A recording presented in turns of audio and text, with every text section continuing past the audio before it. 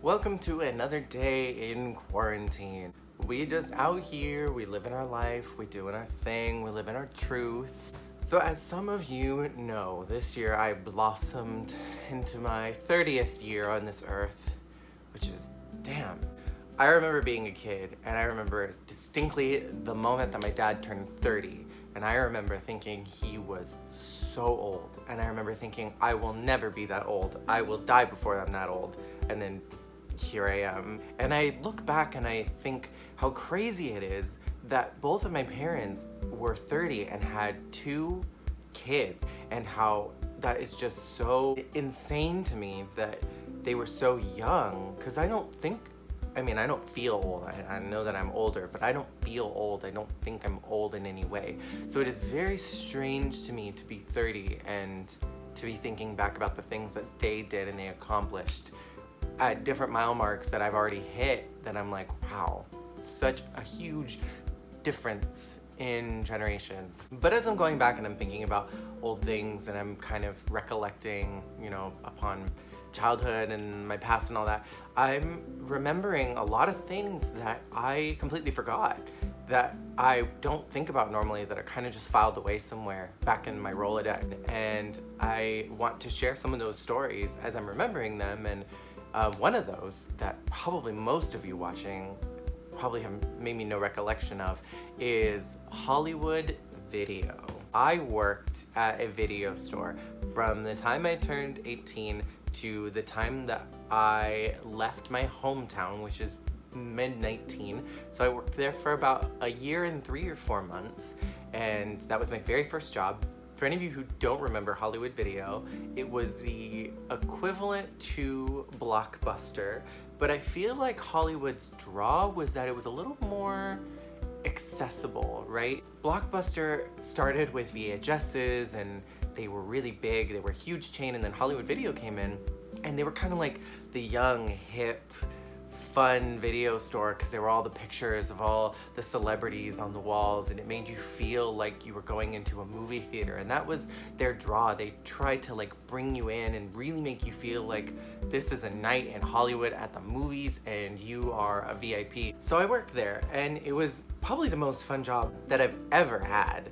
I could not think of a time in my life where I was just having so much fun going into work, and where I looked forward to going into work, because there were 9 of us, right? Such a small amount of people. There was my manager, Melissa, and then the assistant manager, Derek, and then there were all the shift leads, and I remember most of them. It was Kelly and Brooke and Mike. God, I don't remember what that guy with the glasses was, but he smoked I think a pack of cigarettes every day. So did Kelly. Kelly was my favorite shift lead. She was manager on duty. She was my favorite one. She smoked all the time. She had 4 kids. She hated everything and everyone. She was the typical grumpy smoker lady. She talked like this all the time, and she just was so angry about everything. She would go off. And my boss, who was one of the most wonderful people in the universe, she had this rule that for everyone who smoked, anyone who didn't smoke, you could go out and have a fresh air break, because the smokers were going out and taking time off the floor that weren't a part of their 30-minute lunches. And so we got to have breaks too. And so sometimes when Kelly would go out to go smoke, I would just stand out there with her, because I was allowed to have a fresh air break. So I would stand out there with her, and I would just listen to her talk and listen to her stories, and she was so funny. I babysat her kids once and took them trick-or-treating, but she was a hoot. The video store was a trip. I want you to take yourself into a little time machine with me and transport yourself to a world where the internet was not on your phone. The internet was barely on your computer, and if somebody picked up the telephone, your internet was gone. So you had this experience of going to the video store and getting videos, because you couldn't just stream something on your phone. You couldn't just open up YouTube, because it didn't exist. You couldn't just go on to Netflix, because that didn't exist. Yet you would go to the video store, and it was this really fun moment where you walk in and you know exactly what movie you want to watch, and you get to that aisle after serpentining through the horror aisle where there's clowns just staring at you. All of these crazy, creepy boxes. I remember seeing the box for Silence of the Lambs, and I had nightmares, and it wasn't even that scary. And then you would go through all these aisles, and then you'd get to the kids one, and then you'd pick up that Scooby-Doo movie that you wanted to watch so bad, and your dad would say, no.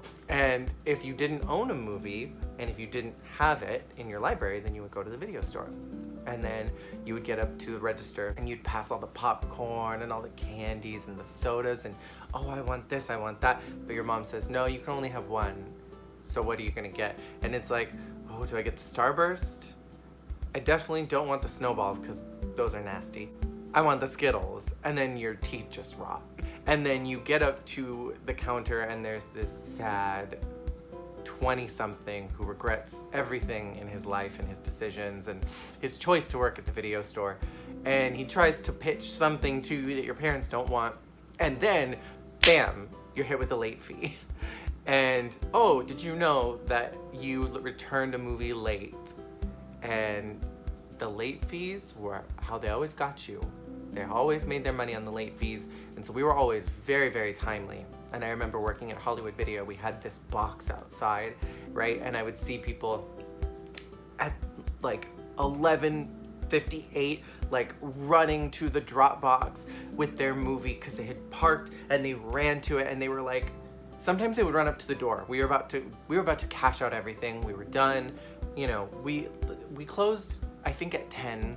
And then on weekends, we closed at 11. They're like pounding on the window because we had already closed. And they're like, please, you must take my movie. I'm gonna get a late fee. I'm so sorry, ma'am. You're gonna have to use that drop box there. We'll get it in the morning because I wanna go home. No, please, please, you must take my movie. I don't want a late fee. And then you would say, sorry, put it in the drop box. And they would just cuss and scream and cry at God at why he had forsaken them, that they had 13 hours in the day that they could have left their home and brought it to our video store, but they chose 11 o'clock at night, an hour after the store had closed, to come and try to beg and plead with the 18 and the 35-year-old who wanted to get back to her kids that we needed to take their movies so they wouldn't get their late fee. Yeah, man, Hollywood Video was a trip. It was really, really fun. It was a time before streaming and all that rigmarole, so you really didn't have a lot of options. When a movie came out, you either saw it in the theater, you waited until it came out on DVD, or you would rent it at the Hollywood Video or the Blockbuster for $5, and you could watch it and then never think about it again. But we had programs that if you wanted to purchase the movie, you could do so, and it was like ridiculously more expensive than if you were to go to Walmart and do it. You can buy this brand new movie for $21.99, or you can go across the street to the Walmart where they're selling it for $12. Which one do you want? It's the convenience. You're already here and you're gonna rent this other movie, so why not just buy this one? But we also had used ones that I think were like $14.99.